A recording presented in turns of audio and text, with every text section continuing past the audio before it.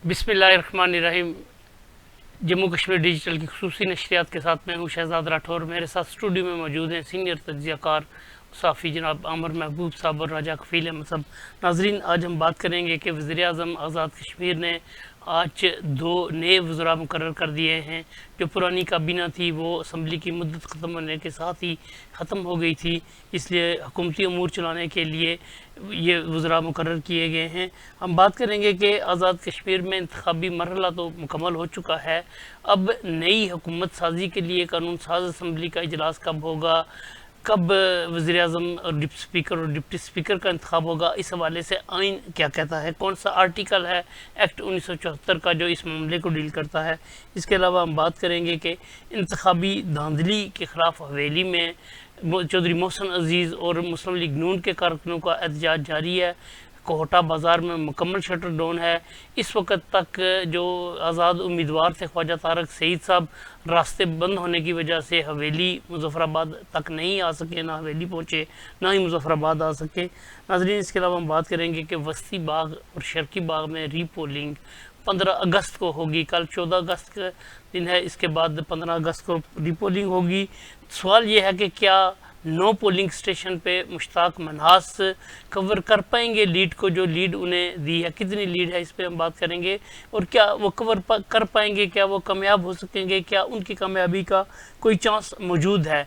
क्योंकि जिन polling station पे ये री इलेक्शन होने जा रहा है, रीपोलिंग होने जा रही है, वहाँ पे लोगों ने वोट ही नहीं डाले थे। क्या वो लोगों को कन्विंस कर सकेंगे कि वो पोलिंग स्टेशन पे आकर वोट डालें और इतना फ़र्क डाल सकेंगे जितना इस वक्त तक मौजूद है। इसके अलावा नाज़रीन, हम बात करेंगे कि कल पाकिस्तान का यौम आज़ादी है। पूरे जोश व जज्बे के साथ पाकिस्तान भर में और पूरी दुनिया में मौजूद पाकिस्तानी यौम आज़ादी को मना रहे हैं। अस्सलाम वालेकुम जनाब राजा कफ़ील साहब। राजा कफ़ील साहब, सबसे पहले तो हम यौम आज़ादी के ऊपर बात करेंगे, वो दिन जब लाखों कुर्बानियाँ देकर पाकिस्तान हासिल किया गया था, दोनों को भी नज़रिए की बुनियाद पर। तो आप इस पर क्या कहना चाहेंगे? डॉक्टर साहब, कल यानी पाकिस्तानी कौम यौम आज़ादी बना रही है और किसी माशरे या कौम के लिए ज़रा उनका आज़ादी का दिन बहुत बड़ा अहम होता है और यानी एक अल्लाह की नियामत होता है कि कौम किसी गुलाम अपनी ग़ुलामी से आज़ादी हासिल करती है।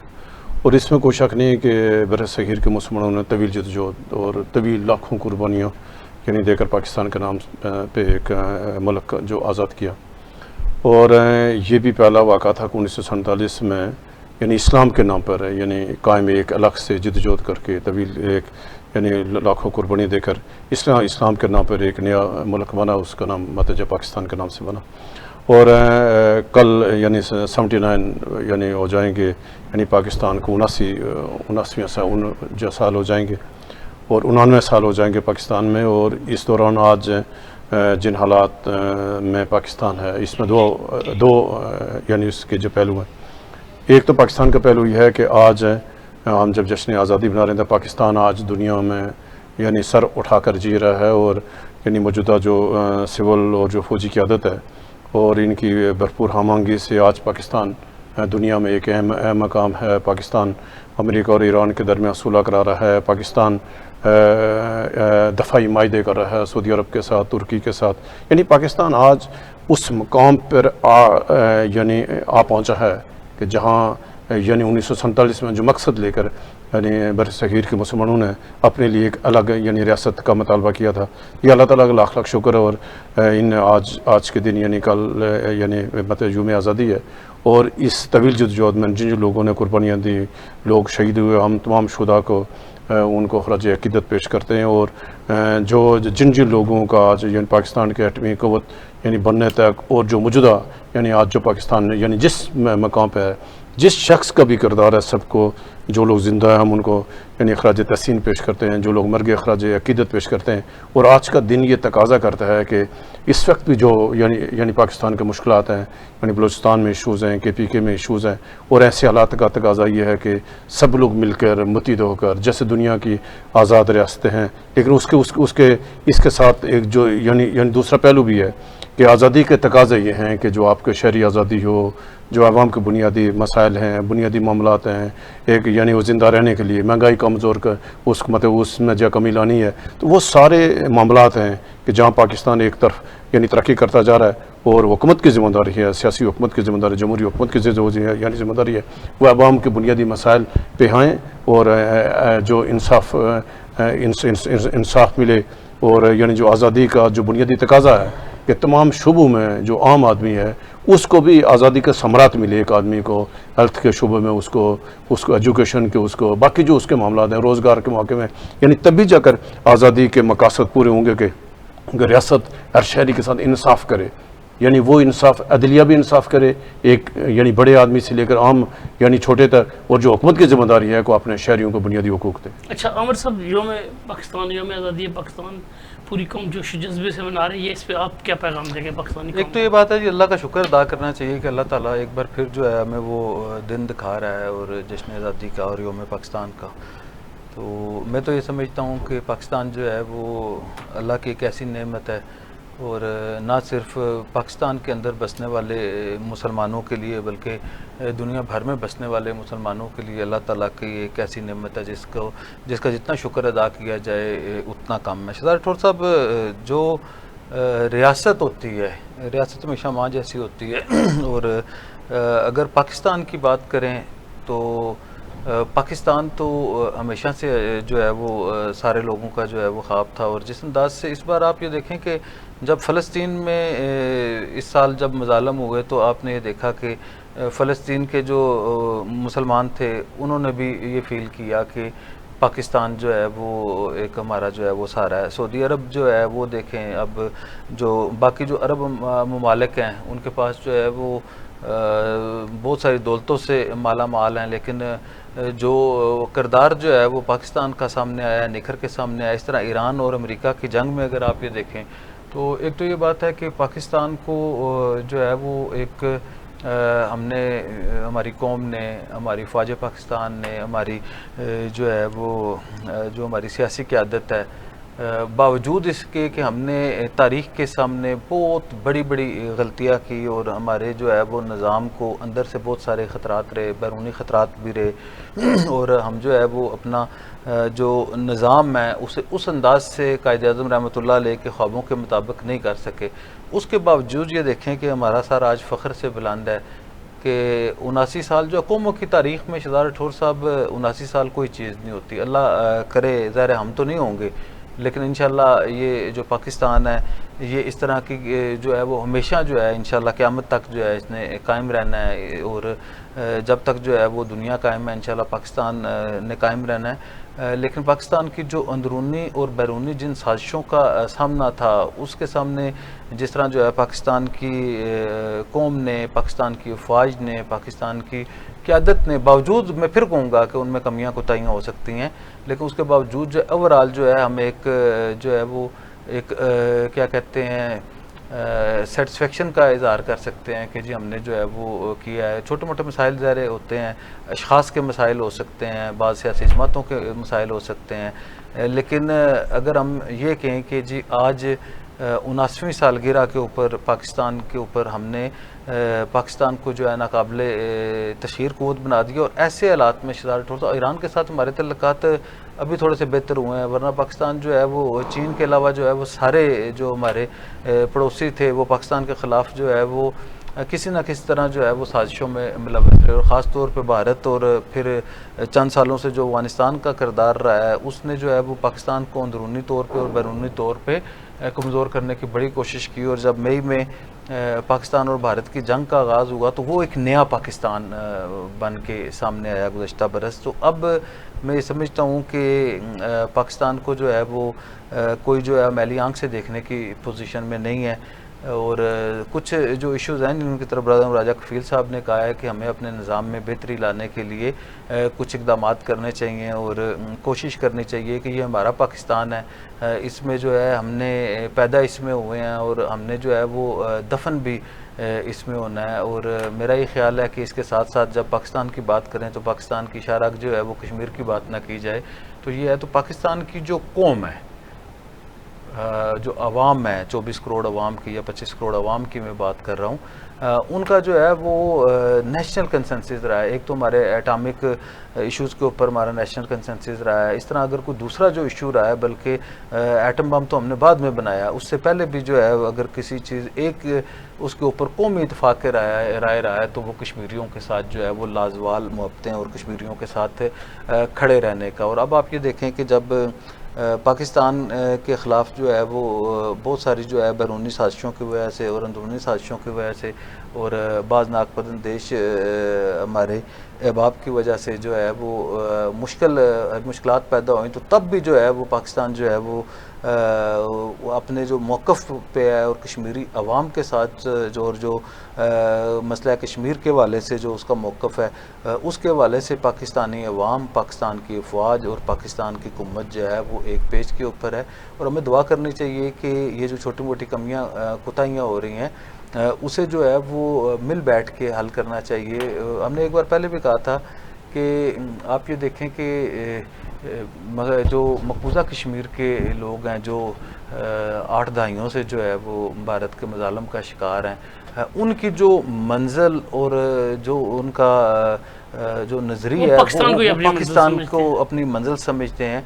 तो ऐसे हालात में जो है हमें जो है वो मनासुल कौम जो है वो ऐसे इक़दाम उठाने चाहिए कि जो पाकिस्तान और आज़ाद कश्मीर के दरमियान, या पाकिस्तान सिर्फ आज़ाद कश्मीर की हद तक ही है वो भी मुख्तर, तो उसकी हद तक जो को कमियाँ कोताहियाँ हैं उसे दोनों जानब से जो है उसे रिविज़िट करना चाहिए और उसे ठीक करना चाहिए जो छोटी मोटी खराबियाँ इससे 1, 2, 3, 4 साल में पैदा हुई। अच्छा, राय साहब हम आते हैं आज़ाद कश्मीर की सियासत की तरफ।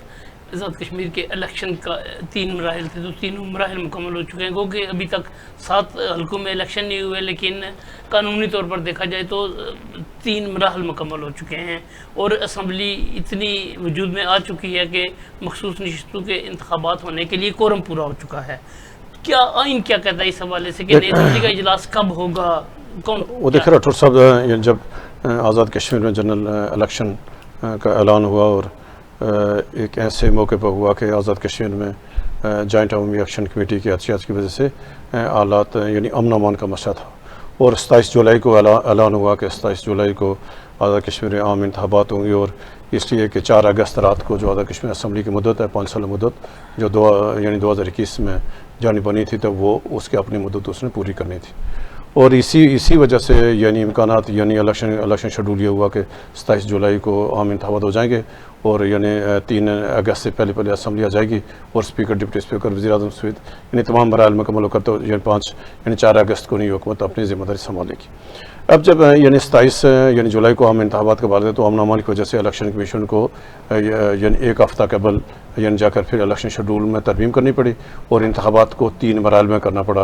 और 27 जुलाई को पुंछ में जमीरपुर डिवीजन में और 2 अगस्त को जो मुजफ्फराबाद डिवीजन और माजरी की 12 नशिस्तों पर, और फिर यानी 10 अगस्त को जाकर जो पुंछ डिवीजन पर इंतखाबी अमल मुकम्मल हुआ। अब क्यों यानी आम इंतखाबात यानी 2026 ये 3 मराहल में जाकर मुकम्मल हो चुके हैं। अभी आते हैं कि जो बकिया हैं 7 इंतखाबी हल्के ऐसे हैं ज़िला पुंछ और ज़िला सोदोती के, यानी जिसमें यानी अमन अमान की सूरत हाल की वजह से एक्शन कमेटी के एहतियाज की वजह से यानी वहाँ इंतखाबात नहीं हो पाए। अभी देखो जो मैंने इलेक्शन कमीशन से बात की थी तो इलेक्शन कमीशन का ये था कि जो इलेक्शन जो आम इंतखाबात का जो शेड्यूल है, प्रोसेस है, वो 10 अगस्त को पूरा हो गया। अब जो आज़ाद कश्मीर का आइन यानी कि तहत जब आम इंतखाबात का मरहला मुकम्मल हो जाए तो उसमें 30 दिन के अंदर अंदर सदर रियासत नई असम्बली कॉल करेंगे, यानी 13 के तहत जो सदर रियासत है वो 30 दिन के अंदर। लेकिन अभी क्योंकि ये पहले इंतखाबात हो रहे हैं जब असम्बली मुद्दत पहले मुकम्मल कर चुकी है, यानी इससे पहले जितने भी इंतखाबात होते रहे यानी 1 माह का टाइम होता था, 2 माह का, यानी उससे पर 45 दिन से पहले इंतखाबी अमल सारा मुकम्मल होकर तो यानी सदर के पास यानी टाइम होता था कि असम्बली का इजला, क्योंकि अभी पूरी कर चुकी है यानी अब असम्बली अपनी मुद्दत पूरी कर चुकी है, बल्कि ज़्यादा हो गई है। और अभी है कि ऐसे हालात में फौरी तौर पर तकाजा यह है कि फौरी आइन क्या कहते हैं 30 दिन यानी इलेक्शन कमीशन के बाद से 30 दिन है या असम्बली की मुद्दत इलेक्शन कमीशन आज जब मैंने इलेक्शन कमीशन के तर्जुमान से बात की तो उनका कहना यह था कि जो हमारा इख्तियार है जो इलेक्शन कमीशन का यानी जो हमारे पास था तो उसमें तहत 10 अगस्त को इंतखाबी मरहला मुकम्मल हुआ है और 10 अगस्त से 30 दिन के 10 अंदर, अगस्त के बाद 10 यानी अगस्त कि से 30 दिन होंगे, 3 अगस्त के बाद नहीं। यानी नहीं 10 अगस्त से, क्योंकि इंतहाबी जो मरला है ये 10 अगस्त को मुकम्मल हुआ, यानी आखिरी मरला। तो 10 अगस्त से लेकर फिर 30 दिन के अंदर अंदर यानी सदर ने असम्बली की इजलास बुलाकर यानी मेंबरान असम्बली का हल, फिर स्पीकर डिप्टी स्पीकर का हल, फिर वज़ीर आज़म का इंतखाब का मरला मुकम्मल होना है। लेकिन सबसे बड़ा सवाल ये है कि जो ज़िला पुंछ और ज़िला सोदनती के 7 इंतखाबी हलकों में अभी इंतखाबात नहीं हो पाए। अभी एक पाकिस्तान पीपल्स पार्टी का इजलास था तो उन्होंने यानी बाज़ाब्ता तौर पर यह मुतालबा किया, आलमी जारी किया कि ज़िला पुंछ और सोदनती के इंतखाबात के बगैर असम्बली का हल्फ और स्पीकर डिप्टी स्पीकर का इंतखाब, वज़ीर आज़म का इंतखाब इसको ना किया जाए, एक साथ किया जाए। कल मेरी मोहतरम राजा फारूक अदर साहब के साथ भी बात हुई तो उनका भी कहना यह था कि अगर हम ज़िला पुंछ और सोदनती यानी एक बरादरी सुदन कबीलों को बाहर रखकर अगर हम इलेक्शन पर वो यानी हुकूमत साजी में जाएंगे, स्पीकर डिप्टी स्पीकर का, वज़ीर आज़म का, तो फिर जो पहले से कशीदगी है, पहले से जो आज़ाद कशीर अमन में सियासी यानी खला है और एक्शन कमेटी ने जो यानी बयानिया लेकर चली है, इसका जिम्मेदार कौन? इलेक्शन कमेटी है ना, नहीं एक्शन कमेटी जिम्मेदार, लेकिन वो ये करते हैं फिर इसमें नहीं जो लोग इलेक्शन लड़ना चाह रहे हैं, यानी कल जब यानी 2 जो मुस्लिम नून के 2 उम्मीदवार असम्बली आए फारूक अदर साहब के साथ, यानी मोहतरम आमर अल्ताफ़ साहब और अब्दुल खालिक वसी साहब, उनके कहते हैं हमारा कोई कसूर नहीं है। तो इसको हुकूमत की जिम्मेदारी है कि अमन अमान कायम करना। इन हलकों में जो रुकावटें डाली हैं अब हुकूमत की यानी जिम्मेदारी है धरने ख़त्म कराए, वहाँ से रुकावटें ख़त्म कराए ताकि हम जाकर इलेक्शन मुहिम चला सकें। तो वो ये करें जब वहाँ रुकावटें खड़ी हैं, लोग अमन अमान के यानी सूरत हाल तक कैसे इलेक्शन हो पाएगा। वो बार बार ये कर रहे थे कि सियासी क़यादत को, जमातों को, हुकूमत को अपना किरदार अदा करके फौरी तौर पर जो रावला कोर्ट में धरने जारी हैं इन धरनों को ख़त्म करें ताकि जो असम्बली एक साथ असम्बली की इजलास हो, हम भी स्पीकर डिप्टी स्पीकर के इंतखाबात में हिस्सा लें वज़ीर आज़म का। तो ये भी एक पॉइंट बाकी है जिस पर फैसला होना है कि क्या असम्बली की इजलास फौरी कर लिया जाए, क्योंकि उसने 15 अगस्त को यानी बाकी 2 इंतखाबी हलकों शर्की बस्ती में उनके 23 पुलिस स्टेशन पर दोबारा पोलिंग होनी है। अब ज़रा 15 अगस्त को रात को यानी नतीजा आ जाएगा, यानी 16 अगस्त का उनका गजट हो जाएगा और 17 अगस्त को नहीं असम्बली का इजलास यानी उसका हो सकता है। अभी हवेली का भी गजट नहीं हुआ ना, नहीं हो जाएगा, हवेली का अलग सा मामला है, हवेली का तो अलग मामला है ना, यानी वो उसका होया हुआ है, उसका आरोप ने तो किया हुआ, लेकिन अभी उसका हो जाएगा। तो लेकिन वो ये कि इन 2 में तक रीपोलिंग हो रही है, यानी जो शर्की बस्ती में रीपोलिंग का मामला है वो 15 अगस्त को रात को रिजल्ट आएगा, यानी 16 अगस्त को गजट होगा और जाकर 17 के बाद यानी जो तीसरा मरला है इलेक्शन का वो हो जाएगा मुकम्मल। अभी लेकिन जो सियासी जो यानी जमात को मौक़ूफ़ी है कि यानी जो पुंछ और सोदनती को मिलाकर करें, तो अभी इसमें फैसला होना बाकी है, यानी जो उसके वफाकी हुकूमत ने, आज़ाद कश्मीर की सियासी जमातों ने और इलेक्शन कमीशन फैसला कर रहे हैं कि क्या फौरी 17 अगस्त के बाद होना चाहिए या पुंछ और सोदनती के इंतखाबात के बाद हो। अच्छा अमर साहब, आइन की आर्टिकल जो 13 है वो यही कहता है कि 30 दिन जब इंतखाबात मुकम्मल हो जाएं तो उसके 30 दिन के बाद उस यानी कि 30वां दिन आखिरी है, उससे पहले सदर इजलास तलब कर सकते हैं। तो क्या आप समझते हैं कि ये उससे पहले कर लिया जाएगा या मौका देखा जाएगा इलेक्शन हो जाए, बाकी हल्कों में भी 7 हल्कों में जो रहते हैं तो अखलाकी तौर पे तो ये बात थी कि आज़ाद कश्मीर के 10 अजला और जो 12 माजरीन नशिस्तें हैं उनके ऊपर एक बार इलेक्शन का प्रोसेस मुकम्मल हो जाता है, फिर जो है वो ये है, तो मैं कह रहा हूँ। लेकिन फिर अगर आइन है तो फिर तो नहीं ना हो रहा, मैं ये कह रहा हूँ। एक तो ये बात है, अगर ये होता तो बहुत आइडियल था, लेकिन जो नामसाइद आते हैं आज़ाद कश्मीर में के 2 अजला में अमन अमान की सूरत हाल है, उसके बाद बज़ाहिर ये लगता है कि चीज़ें जो है वो ज़ाहिर है आपको पता है कि चीज़ें किसी न किसी तरह जो है वो सेटल करके चलाई जा रही हैं। तो मेरी ख्याल ये है कि एक तो ये बात है, ये जो आइन के एक नोटिफिकेशन हुआ सर्विसेज की जानिब से आइन के आर्टिकल 15 के सब सेक्शन 2 और आगे उसके सब सेक्शन 2 जिस पर फारूक आज़म साहब ने आज एतराज़ उठाया कि असम्बली मदद पूरी कर चुकी है, तो वो नहीं। लेकिन ज़ाहिर है अभी इसको भी नहीं देखा जा सकता कि अब कोई नहीं है तो किसी ने निज़ाम तो चला नहीं है ना रोज़ाना का।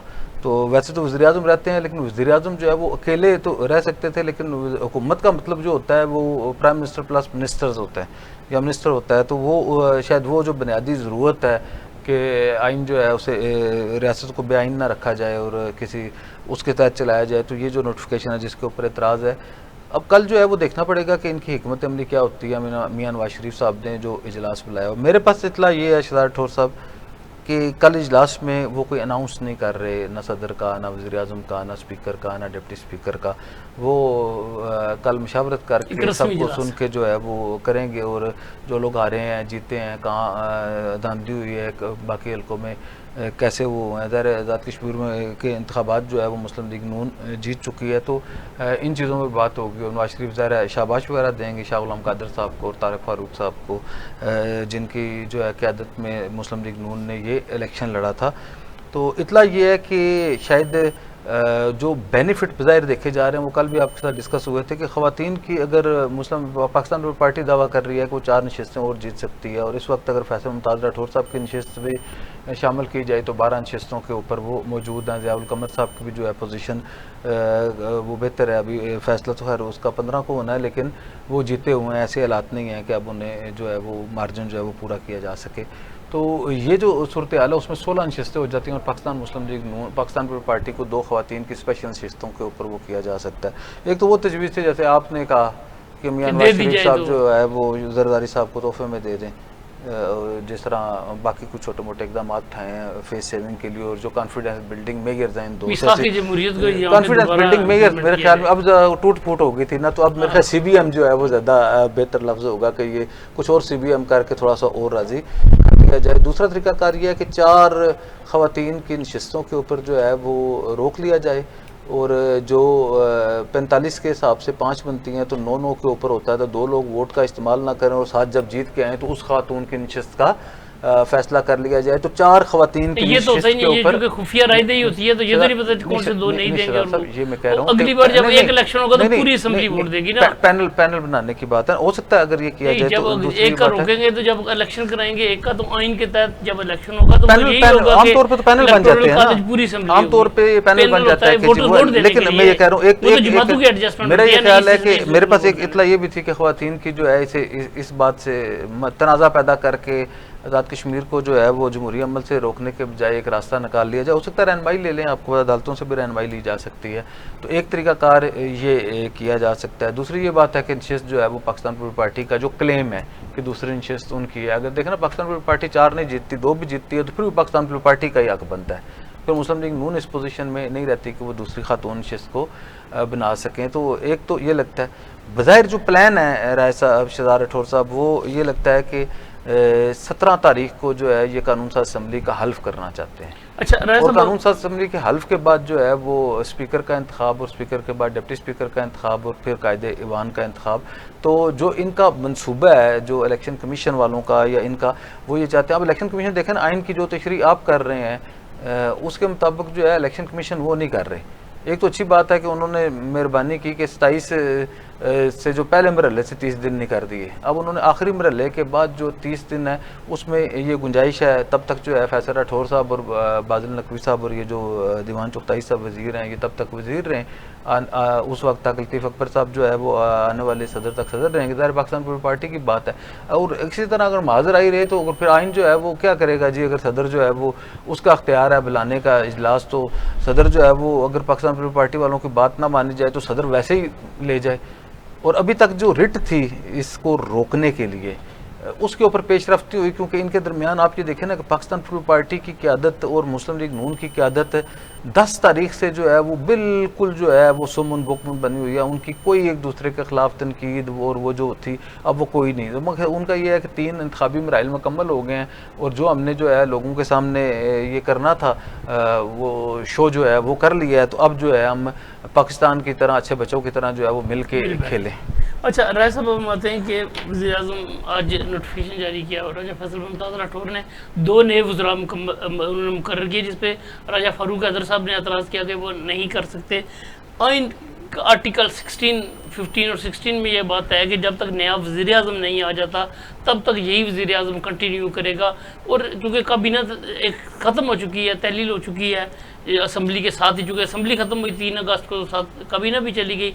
अब नई हुकूमत की फॉर्मेशन तक अमूर हुकूमत चलाने के लिए उन्हें वज़रा की ज़रूरत है, इसलिए किया गया। आप क्या कहते हैं, आपका क्या इस पर? देख राठौर साहब कि ये आज़ाद कश्मीर का जो निज़ाम है, मौजूदा पार्लियामेंट निज़ाम है, इसको ये यानी मतलब जब पहली दफ़ा ऐसे यानी हालात से गुजरना पड़ा कि आज़ाद कश्मीर असम्बली अपनी मुद्दत पूरी कर चुकी है गैर यकीनी और हालात। गैर यकीनी हालात है, और अभी यानी इंतखाबी प्रोसेस जारी है। अभी इंतखाबी प्रोसेस मुकम्मल तो नहीं हुआ, ये भी इंतखाबी प्रोसेस जारी है, आम इलेक्शन का प्रोसेस जारी है और असम्बली अपनी मुद्दत पूरी कर गई।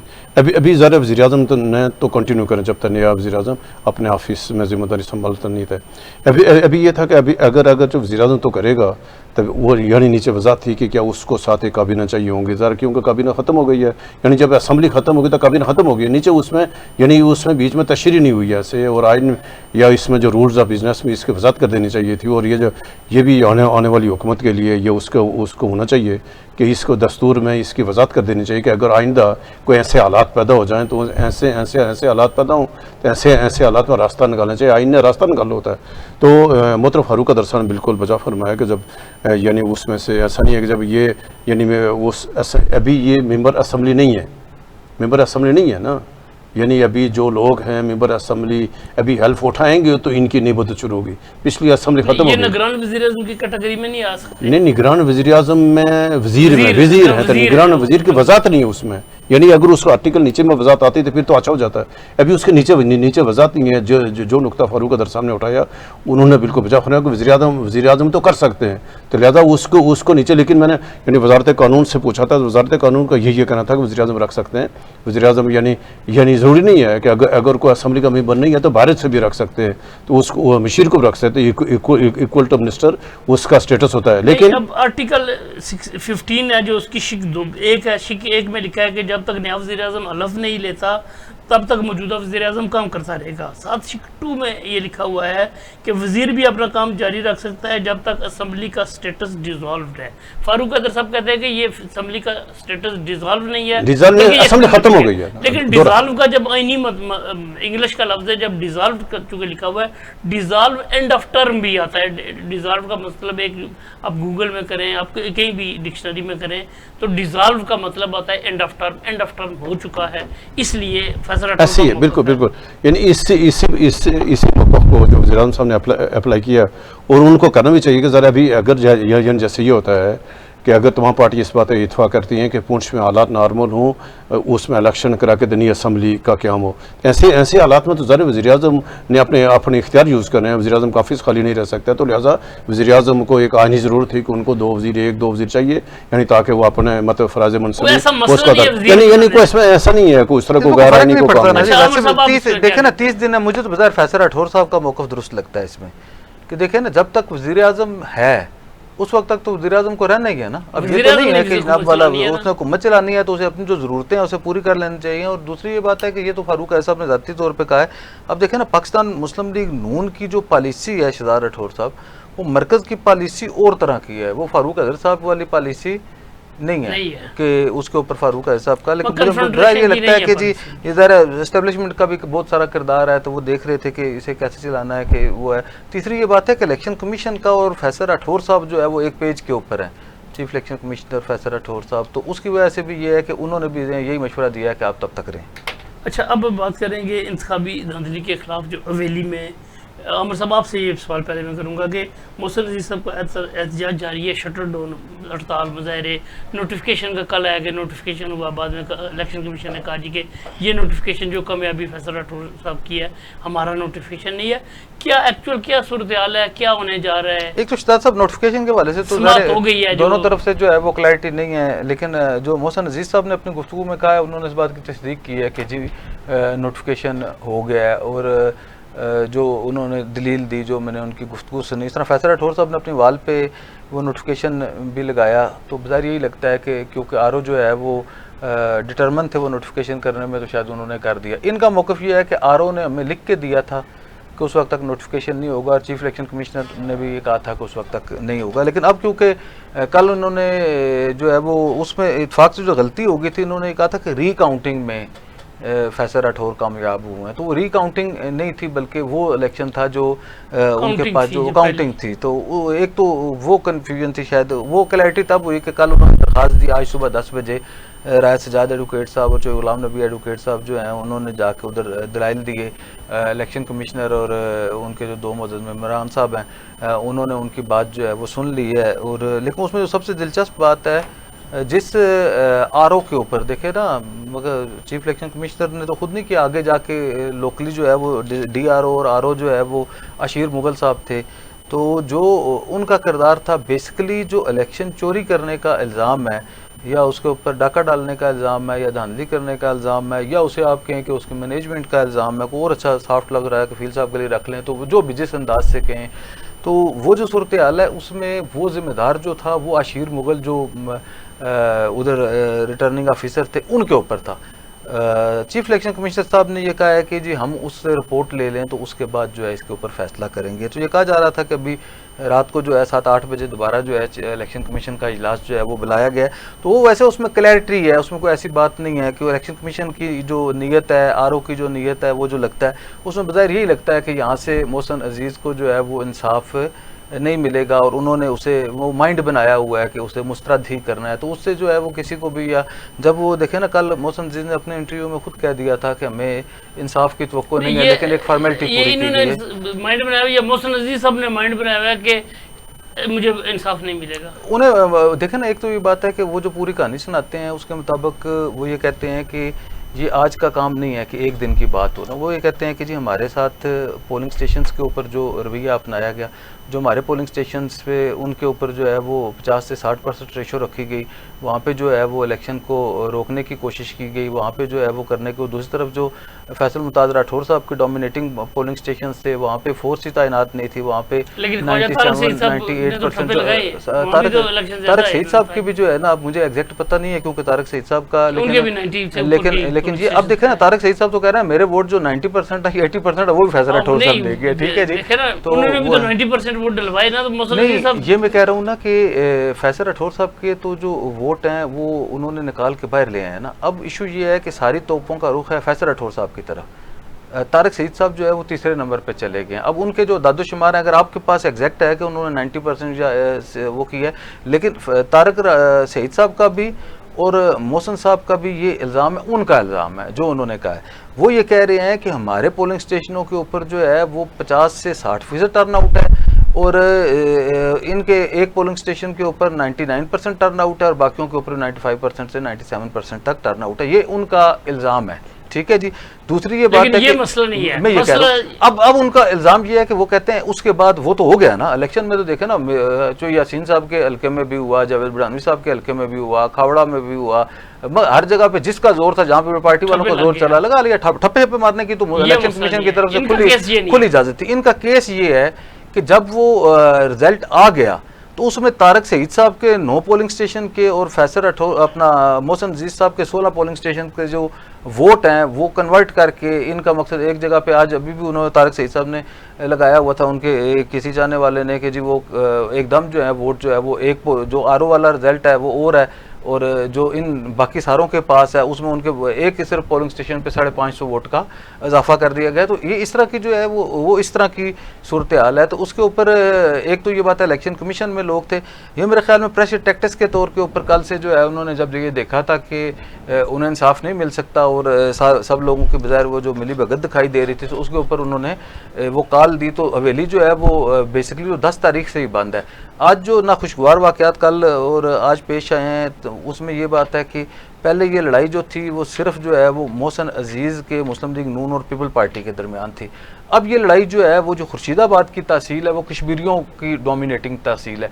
वहाँ पे जो पाकिस्तान पर एक आज़ाद उम्मीदवार तारक सईद साहब और वज़ीर-ए-आज़म फैसल मुमताज़ राठौर साहब के उसके ऊपर हुआ और आज जो है एक FIR भी सामने आई। एक जो है ज़िला कौंसिल के जो मेंबर हैं या चेयरमैन यूनियन कौंसिल हैं उनके 2 साहबजादे जो इसमें कौंसलर थे, कुछ और लोग थे 20-25 लोग, उनके खिलाफ जो है वो FIR दर्ज हुई इस तरह कुरैशी साहिबान जो थे तो उनके वाले से थी। तो ये एक हुई। अब ये लड़ाई जो है वो थोड़ी सी और फैली और फैल के जो है वो उधर चली गई, क्या कहते हैं, अब कश्मीरी बरादरी और राठौर बरादरी भी सामने आ गई। पहले गुजर और राठौर सामने थे, या अगर ये कहें कि पाकिस्तान पीपल्स पार्टी और पाकिस्तान मुस्लिम लीग नून के कारकुनों के बाद आज़ाद उम्मीदवार और उधर वो हो गया। दूसरी ये बात है कि जो सांगल वगैरह का जो इलाका है या छांजल वगैरह का जो इलाका है वहाँ पे पाकिस्तान पीपल्स पार्टी और आज़ाद उम्मीदवार के उनके दरमियान जो है वो इशू चल रहा है, जिसकी वजह से ये सूरत हाल है कि अभी तक जो है वो तारिक सईद साहब जो है वो कोशिश के बावजूद जो है अपने इलाके से जो उनका आबाई यूनियन कौंसिल है उससे बाहर वो नहीं आ सके और 2-3 बार वो कोशिश कर चुके हैं। अफसोसनाक सूरत हाल है सरदार राठौर साहब आज ये हुई कि आज वहाँ पे एक इज्तिमा हुआ रावा उधर, क्या कहते हैं, एक तो ये बात है कि सारा जो है हवेली आज बंद रहा, वहाँ पे मुकम्मल जो है वो शटर डाउन रहा, पहिया जाम तो ज़रा सड़कें बंद कर दी तो सारा पहिया जाम है। तो इसके साथ जो है वो सारा जो बाज़ार है, कोटा का बड़ा बाज़ार है अगर आपने विज़िट किया हुआ तो, जो डिस्ट्रिक्ट हेडक्वार्टर का, वो सारा बंद रहा है और उसकी वजह से ये हुआ। तो और पूरे आज़ाद कश्मीर में बंद ही है, वो तो अवामी एक्शन कमेटी की वजह से वही तो क्या पता ये भी अवामी एक्शन कमेटी की, अगर आपको वो पता है तो वो तो फिर आपको पता होगा ना। जो मैं खबर दे रहा हूँ आपको कि ये कल उन्होंने कॉल दी थी जिसमें अंजुमन ताजरान के सदर थे और उन्होंने फैसला किया था, जिसमें चेयरमैन ज़िला कौंसिल भी थे, चेयरमैन जो उनके लोकल टाउन के चेयरमैन है वो भी थे सारे, उधर जो उमायदीन थे मुस्लिम लीग नून के। तो उन्होंने ये कहा था कि हम जो है उस वक्त तक जब रिकाउंटिंग का फैसला नहीं होता या हमारे हक में रिकाउंटिंग नहीं होती, इसका अवामी एक्शन कमेटी से कोई देखे ना आप, जिस हल्के में 84,000 वोट पड़ गए हैं उसमें अवामी एक्शन कमेटी का क्या है। अवामी एक्शन कमेटी की जो डोमिनेशन थी वो पहले भी कोटा में या पलंगी में नहीं थी, अवामी एक्शन कमेटी की डोमिनेशन थी जहाँ पे तारिक सईद साहब का खुर्शीदाबाद है वहाँ पे अवामी एक्शन कमेटी जो है वो स्ट्रांग थी। तो आज ये बंद हुआ, लेकिन तारीख में आज जो है ये एक अफसोसनाक जो है इसे शेयर करते हुए अफसोस हो रहा है मुझे कि आज जो है लाइन ऑफ कंट्रोल के ऊपर, ज़ीरो लाइन ऑफ कंट्रोल के ऊपर जो है वो आज़ाद कश्मीर में इस हल्के के इलेक्शन के हवाले से जो है वो मुजाहरे किए गए हैं। बिल्कुल लाइन ऑफ कंट्रोल के ऊपर जो इलाके हैं उनकी एक पूरी फहरिस्त उन्होंने जारी की है कि जी जिसके ऊपर जो है उन्होंने ज़ीरो लाइन ऑफ कंट्रोल उसे कहते हैं, उसके ऊपर जो है उन्होंने इस इलेक्शन के हवाले से तफज़ात का इज़हार किया और मुजाहरे किए हैं। अच्छा रायक साहब, आप क्या कहते हैं ये जो हवेली का इलेक्शन है धांधली हुई है और फिर धांधली के बाद कहते हैं कि पोस्ट पोल रिगिंग, पहले इनकी पोलिंग के दौरान भी रिगिंग हुई और फिर पोस्ट पोल रिगिंग नताइज तब्दील किए गए, क्या हकीकत है? अच्छा राठौर साहब, देखिए कि जो यानी फेज़ 3 में 4 हल्कों में इलेक्शन हुए और दिरकोट में, बस्ती, शर्की बाग, हवेली में। आप अगर वहाँ दिरकोट में देखें, दिरकोट में भी मुस्लिम कॉन्फ्रेंस का इल्ज़ाम है कि साजिद अब्बासी के लोगों ने वहाँ जो जीते उन्होंने यानी ठप्पे लगाए, यानी उनके सारे पुलिस स्टेशन देखें तो उसमें टर रोड ऊपर है। सेम आप मतलब जब बस्ती बाग, और बस्ती बाग में जहाँ राजपूत थे तो राजपूतों ने ठप्पे लगाए, जब मुगल थे मुगलों ने ठप्पे लगाए और वहाँ यानी टर्न रोड। और लेकिन आप ये कहें कि आज़ाद कश्मीर तारीख़ में इतना पुरअमन इलेक्शन नहीं हुआ। आपने देखा लड़ाइयाँ होती हैं, लोग मरते थे। और यानी फारूक कोटा हवेली में यानी 2016 में देखें वहाँ कितनी लड़ाइयाँ थी। ये इक्का दुक्का को कोई थोड़े बहुत पुलिस स्टेशन पर हुआ, लेकिन वो भी उसके बाद मजमूई तौर पर है। यानी इन 4 इंतखाबी हलकों में जहाँ हर दफ़ा हर इलेक्शन में लड़ाई होती थी और यानी इस एक्शन कमेटी के इस हालात की वजह से, अमन अमान की वजह से, सिक्योरिटी फोर्स, लेकिन ओवरऑल वहाँ यह था कि पुलिस स्टेशन पर बिल्कुल अमन था पूरा। और लेकिन जो जिस ताकत में था तो उसने उसको इस्तेमाल किया। कोई ज़बरदस्ती नहीं हुई है, आपने किसी ज़बरदस्ती कर रहे हैं या कोई राजपूत है तो वहाँ दूसरों को मारे, ऐसे नहीं। तो जो जिस एरिया में था, यानी नहीं जो जिस एरिया में था ना उसके अपने थे ना, वोटर थे, अलग अलग है ना ज़रा उसने, लेकिन सब ने किया। जब सब ने किया तो फिर यानी सबके लिए हो गया जायज़। अभी आते हैं कि यानी कल भी हमने परसों भी 2 दिन से हवेली किया, तो ये कोई हवेली का अकेला इशू नहीं है। मेरा खुद साहब ने आप देखो हुआ क्या, देखो हुआ क्यों हुआ मैं इसकी वजह से। मोहसिन अजीज़ साहब यानी बच्चे हैं, नौजवान आदमी, उनका ये पहला इलेक्शन है, या वो चौधरी अजीज़ नहीं है या उस तरह बड़े लोग हैं, आप उसका पहले अभी ज़रा है क्योंकि उससे यानी उसका पहला इलेक्शन है। लोगों की तवक्कात बहुत थी, लोगों का मेहनत उसने बहुत की थी। एकदम उसको यानी कोई सियासी तजर्बा भी नहीं था, एकदम उसका क्या इलेक्शन हार गया, उसको यकीन ही नहीं था मैं हारूंगा ना। अब जब हार गया तो लोगों को कंट्रोल करना, लोगों को मुतमईन करना, ये इलेक्शन के दिन शाम को हर इलेक्शन में आप जब शाम को आर ऑफिस से इलेक्शन आता है, तमाम इलेक्शन ऑफिस में वो जो मर्कजी इलेक्शन ऑफिस में होते हैं तो वहाँ आपको शाम गरीबन टाइप का होता है। अब वहाँ लीडर में आकर खिताब कर देखो वहाँ नहीं राठौर साहब, मैं तो कोई यकीन नहीं करता ना। मैं आपको बात जब भी इलेक्शन में शाम को कर करना आपने लोगों को मुतमईन करना। नहीं राठौर साहब पहले मैं सुना ना, हर बंदा कहता है यानी राठौर साहब क्या है कि ये तो हर आप जो लोग इलेक्शन हारे हैं ना, यानी राठौर साहब जो बंदे इलेक्शन जो उम्मीदवार हारे हैं ना, तो वो जब आर ओ ऑफिस वापस आए तो उन्होंने अपने लोगों को मुतमईन करना, धंधली नहीं करना। मैं आपको बस्ती बाग बताऊँ, जब शाम को रिजल्ट आया कि ज़ियाउल कमर जीत रहा है तो अभी कोई रीपोलिंग होगी, आकर जो बस्ती बाग के जो रातपुर राजी यासीन साहब, अब्दुल रशीद साहब, मोहम्मद खान ने आकर खिताब किया ना, लोगों को मुतमईन क्या किया कि धांधली हुई है, हमारा मैंडेट चोरी किया गया, तो हम सारे फोरम यूज़ करेंगे, तो लिहाजा लोग अपने घरों को चले जाएं। उन्होंने ये नहीं किया उठो यहाँ से आर ऑफिस जाकर धरना देते हैं। सेम मीर अकबर साहब का हुआ, मीर अकबर साहब ने आकर खिताब किया, उसने कहा कि वहाँ पर धांधली हुई है, ये जाली पेपर। और देखो ना वस्ती और शर्की बाब में क्या हुआ कि जाली बैलेट पे कभी आज़ाद कश्मीर की तारीख में नहीं हुआ। आपने बैलेट पेपर जो यूज़ हुए हैं, जो डब्बों से निकले, वो अलग से हो गए हैं, यानी प्रिंट अलग से। ये इल्ज़ाम लगा दिया गया कि पीपल्स पार्टी ने वहाँ मकामी प्रेस से, हालांकि ये तो कोई तहकीक होगी तो पता लगेगा इल्ज़ाम सच्चा है। हम इसको एकदम इल्ज़ाम तो नहीं लगाते कि भाई उसने उसमें जाना किया ही होगा, लेकिन जब कोई तहकीकात होगी तो पता लगेगा। सब ने आकर अपने कारकुनों को मुतमईन कर दिया, आप लोग चले जाएँ घर। अब हवेली में क्या हुआ, हवेली में आकर रोला पड़ गया। अभी ये तहकीक भी नहीं, मैंने उस दिन भी कहा था कि जब ये फार्म जो 24 जारी हुए हैं पुलिस स्टेशन के ऊपर, तो वो सबके पास मौजूद हैं। अगर इसमें से कोई 10 पर जाए कि इसमें से ये पहले नंबर है, कोई पुलिस स्टेशन नंबर 15 है, तो राठौर का वोट है 20 है, राजा कफील के 15 हैं, आमर साहब के 50 हैं, तो अगर राठौर के पास है पुलिस के पोजीशन 20 में ये चेंज जो कहता फलां उसके आपके 200 कर दिए गए, मेरे 300 कर दिए, आमर साहब के 800 कर दिए गए। ये उसने भी कहा कि अगर 5 से 7 रहेंगे जाकर बताएंगे ये वाला है, ताकि जो आरओ के पास कंपाइल है, ताकि आरओ उसको आरओ ने कंपाइल कर रहा है ना कि यार ये जो अभी आपको याद होगा राठौर साहब कि जब 2018 के पाकिस्तान में इलेक्शन हुए तो फौरी तौर पर रोला पड़ गया था, या 2024 में देखें कि 2024 के इलेक्शन में रोला पड़ गया था कि इन्होंने जो फार्म पाकिस्तान का है, इसमें ये पाकिस्तान में फार्म मतलब जब 45 यूज़ होता है पुलिस स्टेशन पे जो यानी प्रिजाइडिंग ऑफिसर के पास, तो पीटीआई वालों ने कोई जाली फार्म यानी प्रिंट किए हुए थे और जाकर लोगों दे दिए। उन्होंने शाम को रोला डाल दिया ना, ये मेरे पास दूसरा है। और बिल्कुल क्योंकि इनका केस इलेक्शन कमीशन में पहुंचा हुआ है, फिर इलेक्शन ट्रिब्यूनल ने अगर कहीं मोहसिन अजीज़ के साथ नाइंसाफ़ी हुई है, किसी यानी प्रिजाइडिंग वहाँ किसी वारदात तो प्रिजाइडिंग ऑफिसर कर गए ना, अगर किसी प्रिजाइडिंग ऑफिसर ने वारदात की है, किसी आरओ ने वारदात की है, तो वो इलेक्शन कमीशन में गए, इलेक्शन कमीशन उसका इंसाफ करेगा।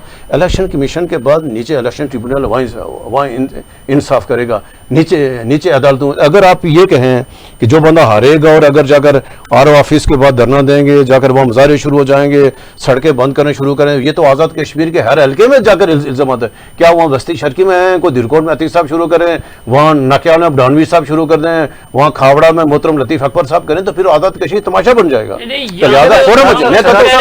यानी राठौर साहब फोरम मौजूद है ना, मैं कहता हूँ फोरम अदालतें मौजूद है ना, फोरम अदालत ने समाप्ति नहीं की ना, अदालतों ये ऐसा फोरम मौजूद है। ऐसा फिर बादशाहों वाली बात करते हैं। एक तो ये बात है कि मैं आज आपने रात को वीडियो देखी थी, एक दस्तखत के साथ जो है वो सारे जो है वो जितने जिसके मुतनाज़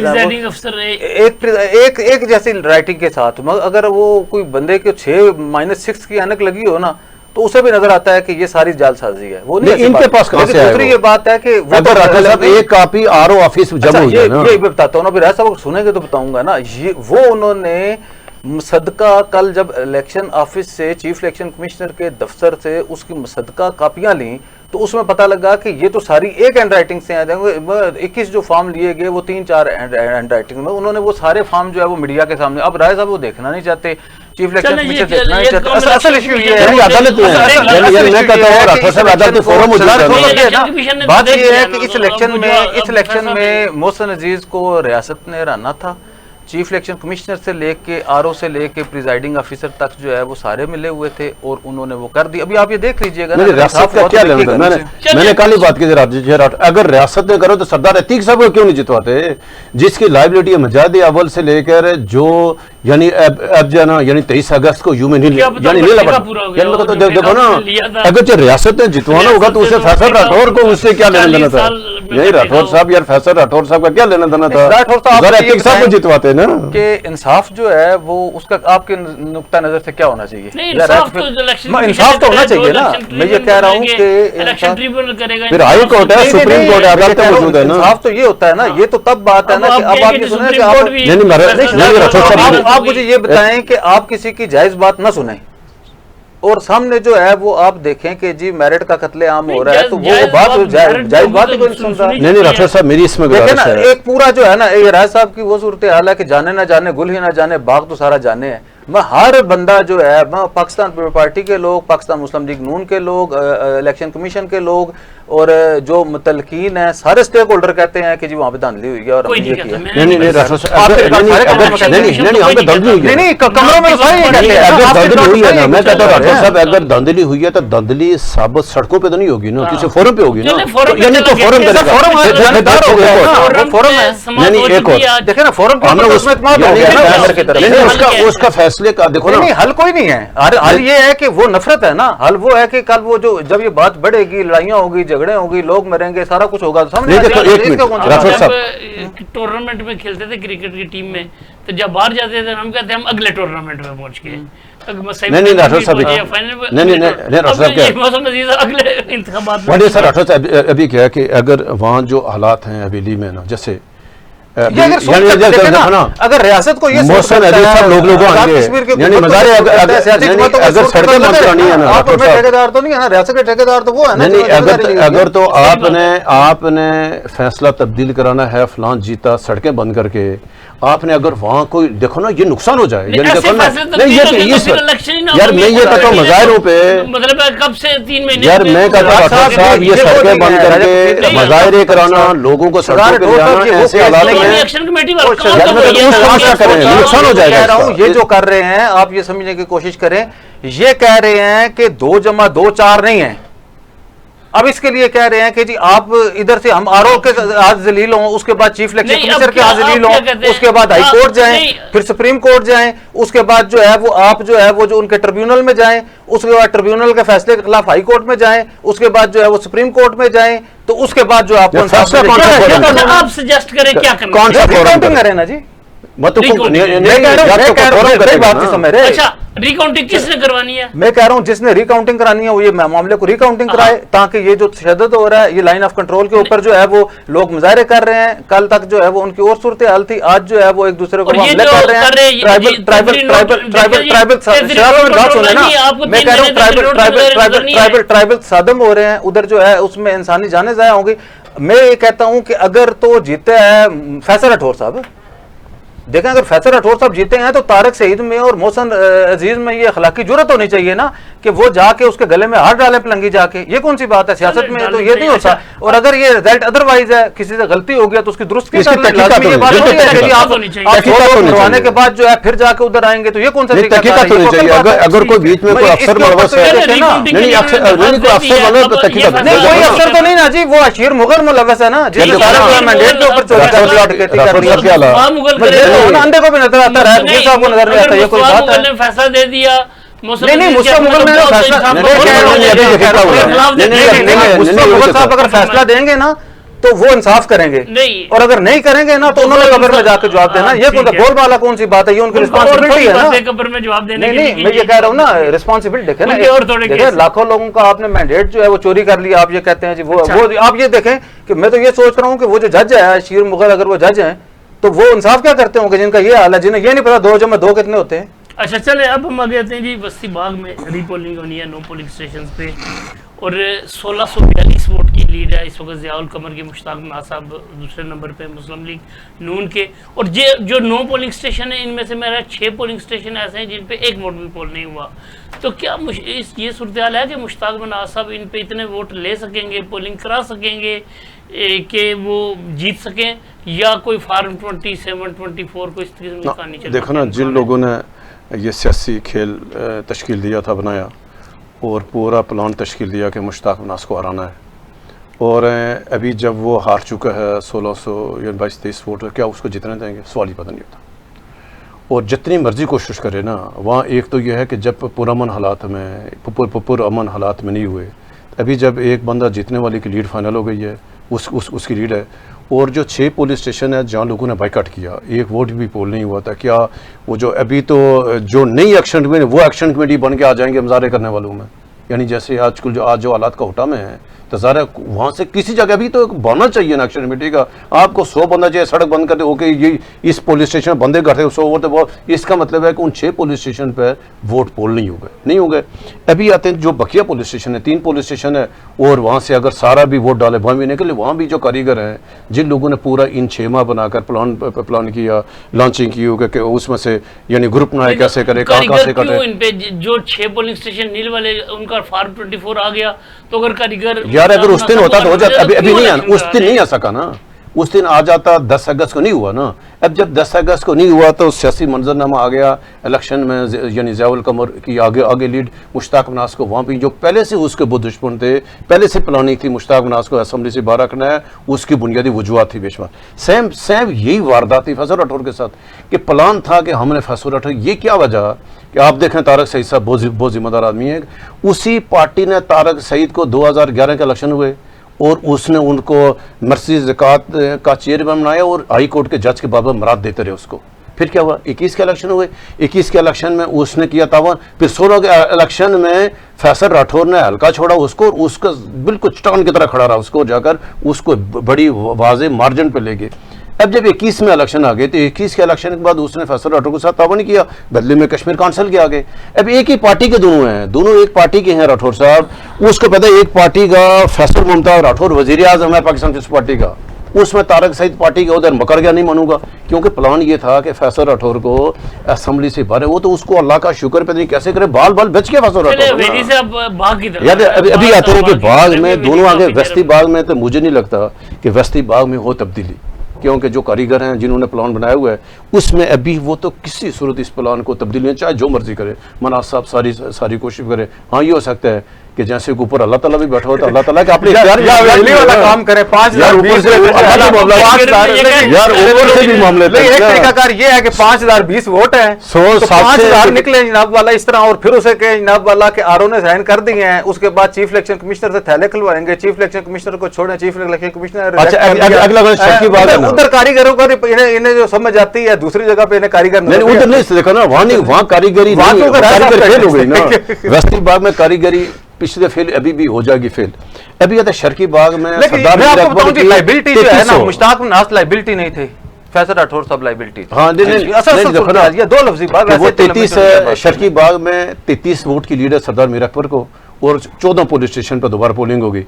अब अगर उनमें जो 7,600 वोट है, यानी उन 14 पुलिस स्टेशन लीड कितनी है, उनकी 7,300 की इस तरह ना, लीड की नहीं, लीड तो 3,300 की है ना, जो बकिया वोट बचते हैं ना, यानी 14 पुलिस स्टेशन पे जो कुल वोट हैं वो हैं 7,600 के करीब। अगर आप उसमें 50% पोल करें तो वही जगह तक 3,500 पोल होंगे, और उसमें से 5 पुलिस स्टेशन ऐसे हैं जिसमें मीर अकबर साहब की लोग हैं, तो उसमें से यानी दोनों ना वस्ती का नतीजा चेंज होगा, साहब का चांस कम है तो ज़ियाउल कमर जीत सकते हैं। नहीं कोई भी नहीं, यानी मीर अकबर साहब की भी यही जो इलेक्शन हुआ, यानी 10 तारीख को यही कंटिन्यू रहेगा, और जो वस्ती का ज़ियाउल कमर का वही होगा, सर आपको फर्क नहीं पड़ेगा। अच्छा अमर साहब आप क्या कहते हैं? देखिए सिर्फ एक तरीका है, जो काम इन्होंने किया ना फॉरवर्ड कोटा में, अशीर मुगल साहब को लगाएं आरोप, दोनों जिलों का जिताने, सिर्फ एक रास्ता है, अशीर मुगल साहब को लगाएं। अभी चेंज नहीं हो सकता ना, अगर नहीं हो सकता तो फिर वो जिन कारीगरों ने किया उन्हें कहें जी 5,000 मुश्ताक मनास के निकाल दें, 7,000 कमर साहब के निकाल दें, दोनों सीटें निकल जाएंगी। ठीक है, रास्ता भी आपने पूछा रास्ता क्या है, तो असल रास्ता ये है, अगर मुश्ताक मनास साहब को जितवाना चाहते हैं, लेकिन राय कफील साहब कहते हैं कि कारीगर उनको और नहीं, राय कफील साहब जमीनी हकीकत बता रहे हैं ना, इन्हें जमीनी हकीकत फारवर्ड को उठा के पसंद नहीं है, इन्हें जमीनी हकीकत जो है ना वस्ती बाग की नजर आती है, फारवर्ड को उठा के नजर नहीं आती, इन्हें जो है शर्की बाग की भी नजर आती है, वो मैं आपको बताता नहीं, मैंने रास्ता बताया ना, नहीं मैंने रास्ता बताया, जो काम इन्होंने मोहसिन अजीज के साथ किया है ना, वो काम ज़िया कमर के साथ करें और मीर अकबर के साथ करें, 5 मिनट की बात है। बहुत शुक्रिया अमर साहब, बहुत शुक्रिया राजा कफील साहब, ये था क्या प्रोग्राम। आज हमने हवेली के हल्के पे जो सूरत हाल है इस वक्त मौजूदा वस्ती बाग में रीपोलिंग होने जा रही है, तफसीली बात की। आज़ाद कश्मीर की नई असम्बली कब तक हलफ उठाएगी, कब तक नए वज़ीर आज़म स्पीकर डिप्टी स्पीकर का जो इंतखाब होगा और हुकूमती अमूर आगे चलेंगे, इस पर हमने बात की। वज़ीर आज़म फैसल मुमताज़ राठौर कब तक इस मनसब पर विराजमान रहेंगे, ये आने वाले चंद दिनों में वाज़ह हो जाएगा। आज तक का यही, इंशाअल्लाह जल्द आपकी खिदमत में दोबारा हाज़िर होंगे। अल्लाह हाफ़िज़।